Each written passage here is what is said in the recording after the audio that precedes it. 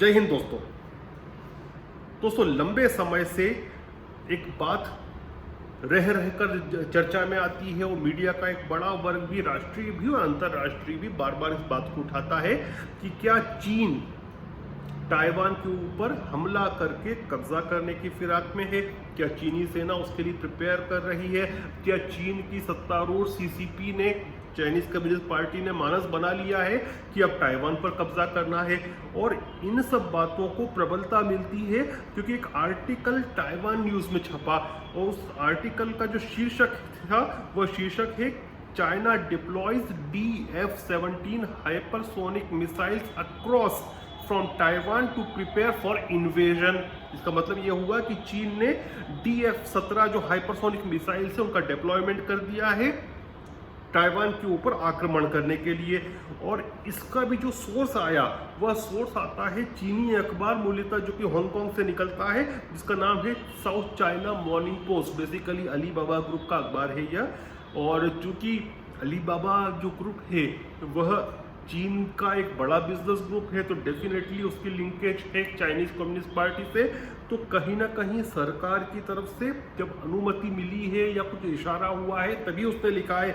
उस आर्टिकल में south China morning post लिखता है कि अनोनोमियस मिलिट्री सोर्सेस, नाम नहीं लेते हैं लेकिन सोर्सेस का हवाला देकर ये लिखते हैं कि चीन ने अपनी जो मोस्ट एडवांस मिसाइल्स है, हाइपरसोनिक मिसाइल है DF-17, उसका डिप्लॉयमेंट शुरू किया है और उसने रिप्लेस किया है DF-115 से उसको। अब DF-115 जो है यह कम दूरी पर मारने वाली बैलिस्टिक मिसाइल्स हैं और इसके विपरीत DF-17 जो है वह हाइपरसोनिक मिसाइल है। हाइपरसोनिक का पहले भी अपन बात कर चुके हैं कि हाइपरसोनिक मिसाइल वह होती है जो साउंड की जो गति होती है, ध्वनि की गति से मिनिमम 5 टाइम्स ज़्यादा तेज चलती है।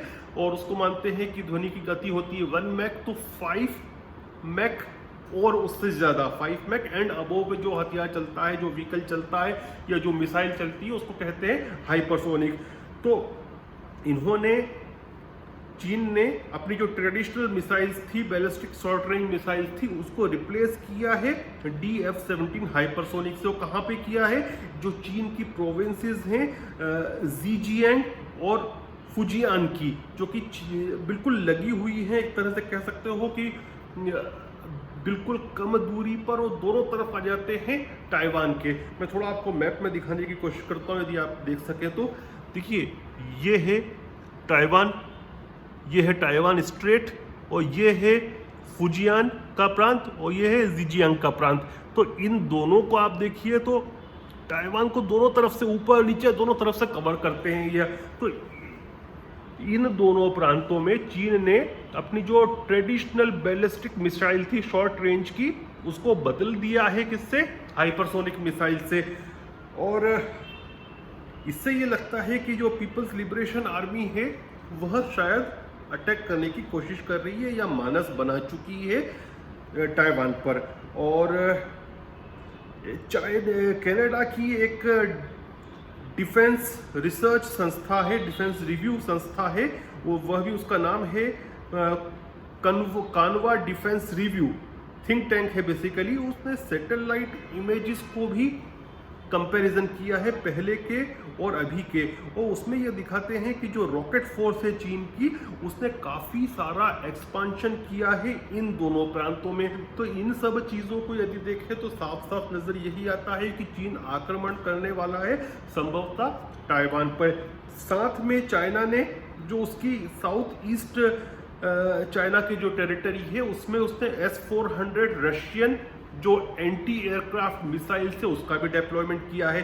अब S-400 से पूरा के पूरा ही ताइवान पूरा उसके जद में आ जाता है, मतलब ताइवान का कोई प्लेन उड़ नहीं पाए और उसके पहले ही उसको फोड़ दिया जाए। तो ये सब चीज़ें देख के ऐसा लगता है कि चीन आक्रमण करने की फिराक में है। लेकिन यदि आप मुझसे पूछेंगे तो मैं बोलूँगा कि नहीं, चीन आक्रमण करने की फिराक में नहीं है, चीन डरा रहा है। और मैं ये, मेरा एनालिसिस क्यों है, क्योंकि अभी कुछ समय पहले ग्लोबल टाइम्स का जो कि मुखपत्र है चाइनीज कम्युनिस्ट पार्टी का, उसका एक आर्टिकल आया था, आप भी उसको देख सकते हैं, जिसमें ये लिखते हैं, ये 17 तारीख का आर्टिकल था, 17 अक्टूबर का। US comma island of Taiwan, आप समझिए, हाँ, US comma island of Taiwan कहते हैं, inching towards an explicit military alliance. क्या अमेरिका और ताइवान कोई मिलिट्री अलायंस बनाने के बहुत नज़दीक जा रहे हैं? तो मुझे लगता है कि ये चाइना जो है ना, अभी इस समय जब पूरी दुनिया उसके खिलाफ बैठी है, ऐसे समय में हमला वगैरह नहीं करेगा, लेकिन डरा रहा है ताइवान को इसलिए डरा रहा है ताकि ताइवान यूएस से किसी प्रकार की डिफेंस की संधि नहीं करे, किसी प्रकार का नया मिलिट्री अलायंस नहीं करे, तो ये डराने के लिए कर रहा है। और आप ये भी याद होगा आपको कि अभी कुछ दिन पहले ही अपने मिलिट्री बेसिस पर विजिट करते समय शी जिनपिंग ने क्या कहा था, अपने मिलिट्री पर्सनल्स को कहा उन्होंने कि आप वॉर के लिए तैयारी करके रखें। अब इस प्रकार के जो स्टेटमेंट आते हैं ये किसके लिए हैं? ये भारत के लिए तो नहीं हो सकता, क्योंकि चीन की हिम्मत नहीं है कि भारत पर आक्रमण करे। दोनों न्यूक्लियर आर्म्ड कंट्री से न्यूक्लियर डिटरेंट भी है, और यदि ऐसा कुछ होता है तो फिर चीन का भी बहुत ज़्यादा नुकसान होगा। तो ये जो धमकी थी ना, ये भारत के लिए नहीं थी, ये ताइवान के लिए थी, ये ताइवान को डराने के लिए थी मेरे हिसाब से। और इसका कारण यही लगता है मुझे कि चाइना भयभीत है कि ताइवान जो कि बिल्कुल लगा हुआ है उससे, वो एक बड़ी बेस बन सकती है यूएस की।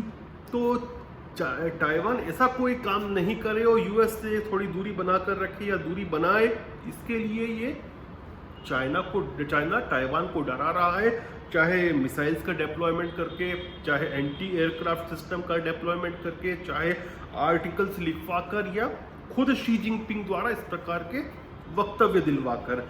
और मैं अपनी बात को इसी से ख़त्म करूंगा कि उन्हीं शब्दों से कि जो डीपीपी, जो सत्तारूढ़ पार्टी है ताइवान की, उसके लेजिस्लेचर वैन टिंग यू ने कहा, उन्होंने कहा कि यदि चाइनीज़ कम्युनिस्ट पार्टी अपनी मिलिट्री डिप्लॉयमेंट को इंडो पैसिफिक रीजन में बढ़ाती है तो इससे होगा कुछ भी नहीं, होगा यही कि क्वाड जैसे और भी संगठन विकसित होंगे, ज़्यादा विकसित होंगे।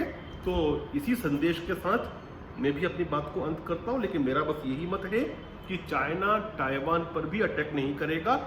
केवल चाइना डरा रहा है ताइवान को कि मिलिट्री अलायंस किसी प्रकार का फोर्ज नहीं हो जाए कहीं यूएस और ताइवान के बीच में। जय हिंद, जय भारत।